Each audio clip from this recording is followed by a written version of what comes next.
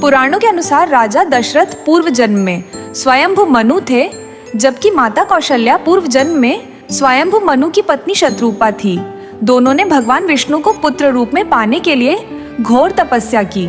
उनकी तपस्या से प्रसन्न होकर भगवान विष्णु प्रकट होकर जब वरदान मांगने के लिए कहा, तो स्वयंभू मनु और शतरूपा ने भगवान से वरदान स्वरूप भगवान विष्णु को पुत्र रूप में पाने की इच्छा जताई।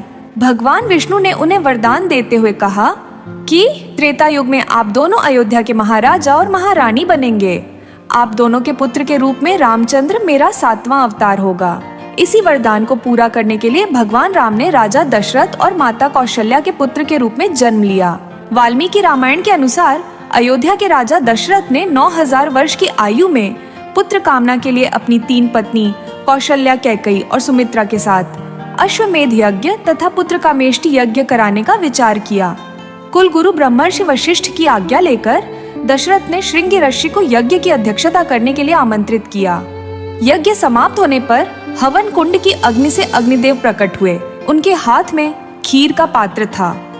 राजन, आपके इस यज्ञ से देवलोक में सभी प्रसन्न हैं। जिस कामना से आपने यह यज्ञ किया है वह कामना अति शीघ्र पूर्ण होगी।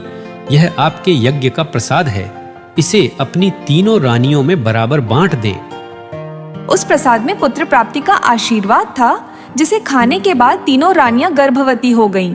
सबसे पहले महाराज दशरथ की बड़ी रानी कौशल्या ने एक शिशु को जन्म दिया जो बेहद ही कांतिवान, नील वर्ण और तेजोमय था।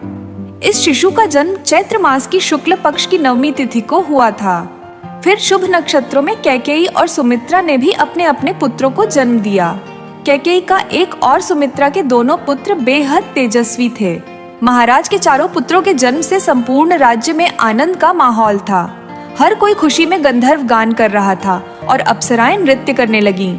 देवताओं ने पुष्प वर्षा की। महाराज ने ब्राह्मणों और याचकों को दान दक्षिणा दी और उन सभी ने महाराज के पुत्रों को आशीर्वाद दिया।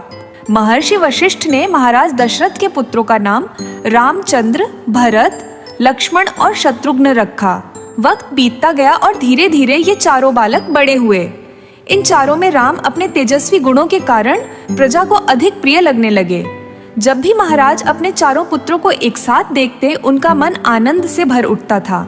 आगे चलकर भगवान श्री राम के जीवन पर 2 पवित्र ग्रंथ लिखे गए, रामचरितमानस और रामायण। राजा दशरथ ही कृष्ण अवतार के समय वासुदेव और कौशल्या देवकी बने थे। कैकेयी ने श्री राम से कहा था कि मैं तुम्हें अगले जन्म में पुत्र रूप में प्राप्त करूं। इसलिए कैकेयी यशोदा बनी और उन्हें भी कृष्ण की माता बनने का सौभाग्य मिला।